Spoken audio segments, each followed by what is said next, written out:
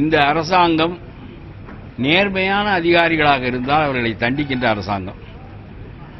திருநெல்வேலியில் உள்ள முத்துக்குமாரசாமி ரயிலில் பாய்ந்து இறந்ததுதான் மிச்சம். சட்டத்தின் முன்னால் அக்ரி கிருஷ்ணமூர்த்தி நிறுத்தப்படுவார் என்பதெல்லாம் இன்றைக்கு அவர் விடுதலை செய்யப்பட்டிருப்பதற்கு மிகப்பெரிய காரணம் அரசு போதுமான தகவல்களை நீதிமன்றத்திற்கு அளிக்கவில்லை. ஆக போலீசார் அதற்கேற்ற வகையில் செயல்படவில்லை. நான் கேட்கிறேன், இது என்ன நியாயம்? போலீஸ் சரியாக செயல்படாது, சர்க்கார் வக்கீல் சரியாக செயல்பட மாட்டார். ஆகவே அவர்களெல்லாம் விடுதலை செய்யப்படுவார்கள். இறந்து போன நேர்மையான அதிகாரிக்கு இவையெல்லாம் விடையாகுமா? ஆக ஒன்று, நேர்மையான அதிகாரி சுடுகாட்டில் படுத்துக் கொள்ள வேண்டும், இல்லாவிட்டால் ரயிலில் பாய வேண்டும் என்பதுதான் இன்றைய ஆட்சியினுடைய நிலைமை. சிபிஐக்கு அனுப்பிவிடுவார்களா அவர்கள்? இந்த ஆட்சி இருக்கிறது வரையிலும் இதெல்லாம் நடக்குமா? இன்னொரு ஆட்சி மாறி வந்து பிறகு இந்த வழக்கை எடுத்துக்கொண்டால் எப்படி நடக்க முடியும்? இது நான் என்ன பொறுத்தவரையிலும் ரொம்ப இருண்ட ஆட்சி, டார்க் ஏஜ் என்பது அம்மாவினுடைய ஆட்சி என்று நான் திண்ணமாக கருதுகிறேன். அதனால ஏனென்றால் சிறு நிலையிலிருந்து லாரி டிரைவரிடம் லஞ்சம் வாங்குவதிலிருந்து கீழவளவு மலையை தரைமட்டமாக்குவது வரை இன்னது இனியது என்று இல்லாமல் அத்தனையிலும் ஊழல் பறந்து கிடப்பது இந்த ஆட்சியில். இது மையப்படுத்தப்பட்ட ஊழல். எந்த ஊழலும் உதிரியாக நடந்தது பிற ஆட்சி காலங்களில். இது மையப்படுத்தப்பட்டு எல்லா ஊழலும் இங்கே வந்து வடிய வேண்டும், மையத்தில் வந்து வடிய வேண்டும் என்கின்ற ஒரு புதிய முறை இந்த ஆட்சியில் செலுத்தப்பட்டிருக்கிறது. ஆகவே எதிரியை பழிவாங்குவது, சொந்த கட்சிக்காரன் செய்த தவறுகளிலிருந்து அவனை விடுவித்து விடுவது, சட்டத்தை செயலற்றதாக ஆக்குவது, மையப்படுத்தப்பட்ட ஊழல் என்று பல்வேறு நிலைகளை வைத்து பார்க்கிற போது இந்த அம்மாவினுடைய ஆட்சி உடனடியாக போக்கப்பட வேண்டும்.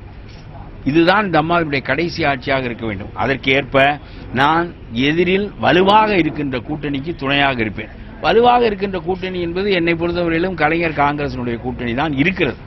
நான் எந்த கட்சியிலும் சேரவில்லை, ஆனாலும் அவர்களுடைய கூட்டணி தான் இருக்கிறது.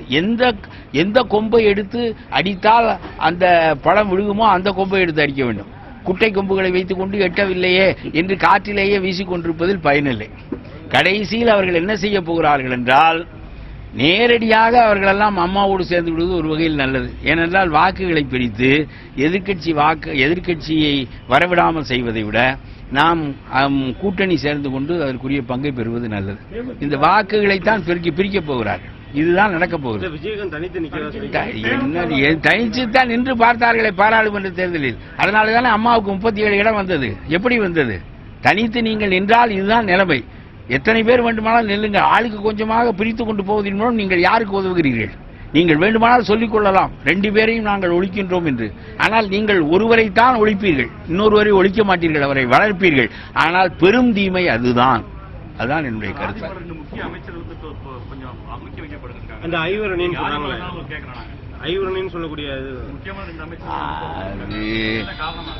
இவர்கள் மான உணர்வோடு இப்பொழுதாவது திமிரிக் கொண்டு வர வேண்டியதானே?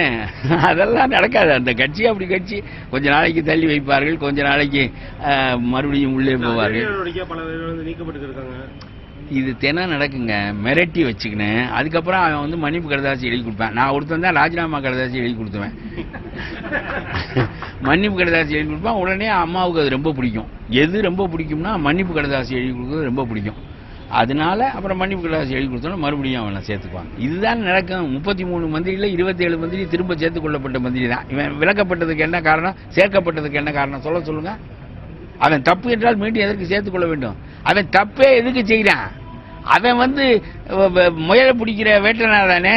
நம்ம வேடன் தூண்டித்தானே அந்த நாய் முயலை பிடிக்க போனுச்சு. அப்புறம் அது தப்பு பண்ணுச்சுன்னு சொல்றதுல என்ன பொருள் இருக்குன்னு கேட்கிறேன். நான் திமுக ஆட்சி காலத்துல வந்து இது போன்ற ஊழல் குற்றம் எல்லா ஆட்சி காலத்துல நான் வந்து இல்லை என்பது என்னுடைய கருத்தல்ல. உதிரியாக நடந்த ஊழல் இப்பொழுது மையப்படுத்தப்பட்டு பெரிய அளவுக்கு பேரளவாக நடக்கிறது. மிஸ்கவர்னன்ஸ் ஒரு பெரிய மோசமான முறைங்க. நான் சொல்றேன், இந்த வெள்ளம் வந்து மழையினால் வந்த வெள்ளமா? நிர்வாக திறமையின்மை காரணமாக, நிர்வாக தேக்கம் காரணமாக, ஸ்டாக்னேஷன் இன் தி அட்மினிஸ்ட்ரேஷன், அதன் காரணமாக இவர்கள் 5 நாள் சென்று இரவில் திறந்து விட்டு எல்லாரையும் மூழ்கடித்து பல மத்தியதர வர்க்கத்தினர் ஏழைகளாக ஆக்கிவிட்டார்கள். அதனால இயற்கை செய்தால் நாம் பொறுத்து கொள்ளலாம். ஆனால் மனிதர் நம்மை ஆள்வதற்காக தேர்வு செய்யப்பட்டவர்கள், அவர்களால் இந்த கொடுமை நடக்கிறது என்று சொன்னால் அவர்களை அப்புறப்படுத்த வேண்டாமா? அப்புறம் அவர்களையே மீண்டும் தேர்ந்தெடுத்து வைத்து விட்டு வெள்ளத்தில் மூழ்கினோம், எங்களுடைய வீடு போய்விட்டது, சொத்து போய்விட்டது என்று சொல்வதில் என்ன பொருள் இருக்கிறது? நல்லது செய்ய உன்னால் முடியவில்லை என்றால், அல்லது செய்தல் நல்லது செய்ய முடியவில்லை என்றால் கெட்டது செய்யாமல் இருந்தால் போதும் என்று புறநானூறு சொல்லும். திமுகவுக்கு ஆதரவா எல்லா கட்சிகளும் கூட்டணி சேரணும். இல்ல, அதான் வலிமையா அகற்ற முடியும். இல்லைன்னா இது நடக்கவே நடக்காது. இதற்கு முன்னால் எல்லாரும் பிரிந்து பிரிந்து நின்றார்களே, நடந்ததா என்று கேட்கிறேன். நான் எல்லாரும் போய் கலைஞர்கிட்ட சொல்லி அவரவரை பங்கை வாங்கி கலைஞர் நம்மளை சார்ந்தும் நம்ம கலைஞரை சார்ந்து இருக்கிற மாதிரியான ஒரு நிலைமையை உண்டாக்கிக்க வேண்டியதானே. அதை விட்டு போய் நம்ம பிரிஞ்சு நிக்கிறோம்னு சொல்லி கலைஞரை தோற்கடிச்சு அம்மா வெற்றி பெற வைக்கிறதுல என்ன பயன் இருக்கு? திமுக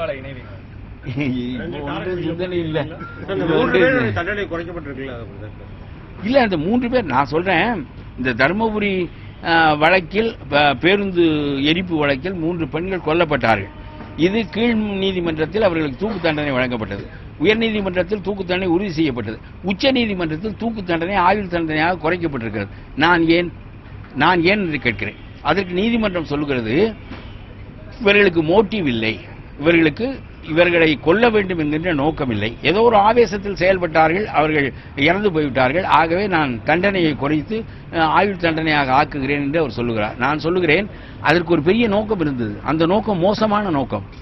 அதாவது அம்மா என்பவர்கள் சட்டத்திற்கு மேலானவர்கள். அவர்களை 2 ஆண்டுகள் நீங்கள் தண்டனை கொடுத்தால் நாங்கள் பேருந்தை எரிப்போம் உயிரோடு. நான் சொல்கிறேன், இந்த பேருந்தில் உள்ள அந்த பெண்களை இறக்கி விட்டு அந்த பேருந்தை எரித்திருந்தால் அது நியாயம் என்றால் சொல்லலாம், சரி பரவாயில்லை என்றால் சொல்லலாம். பெண்களை இறங்க விடாமல் தடுத்து அவர்களை உயிரோடு வைத்து கொளுத்துவதன் மூலம் நீ இந்த நாட்டுக்கு சொல்ல விரும்பிய செய்தி என்ன? எங்களுடைய அம்மா சட்டத்திற்கு மேலானவர்கள், she is above law. அவரை யார் தண்டித்தாலும் சரி, இந்த நாட்டில் பேருந்துகள் கொளுத்தப்படும், மக்கள் உயிரோடு கொளுத்தப்படுவார்கள், எல்லா கட்டிடங்களும் சிதைக்கப்படும், எல்லாம் நடக்கும் என்கின்ற அச்சுறுத்தலை நீ யாருக்கு ஏற்படுத்துகிறாய்? நீதிமன்றத்திற்கு, நாட்டு மக்களுக்கு நீ ஏற்படுத்தி யாரோ அப்பாவியான 3 பெண்கள் சாவதற்கு, அந்த அம்மா சிறைக்கு போனதற்கும் 2 ஆண்டுகள் சிறைக்கு போனதற்கும் இந்த 3 பெண்களுக்கும் என்ன தொடர்பு? எதற்காக இவர்கள் கொல்லப்பட வேண்டும்? இதெல்லாம் என்ன நியாயம்? இத்தகைய ஒரு ஆங்காரமான படுமோசமான புத்தியை தன்னுடைய தொண்டர்களிடம் வளர்த்து வைத்திருப்பவர் ஒரு நாளாவது அவர்களை கண்டித்தாரா? நீங்கள் செய்த கொடிய செயலுக்கு உள்ளே போங்கள் என்று சொல்லியிருக்க வேண்டாமா?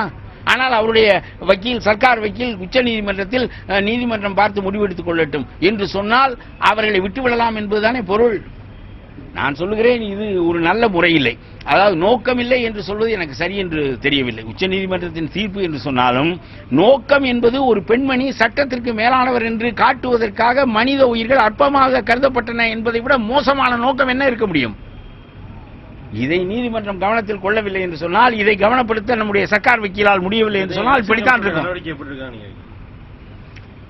அது ஒன்று சொல்லவா, அடுத்த மாசம் தேர்தல் நடக்க போகுது. இப்பவே போற வர்ற வண்டியெல்லாம் மறிச்சு எவனாவது டவுசர் பையில பணம் வச்சிருந்தாலும் எடுத்து வச்சுக்கிறாங்க.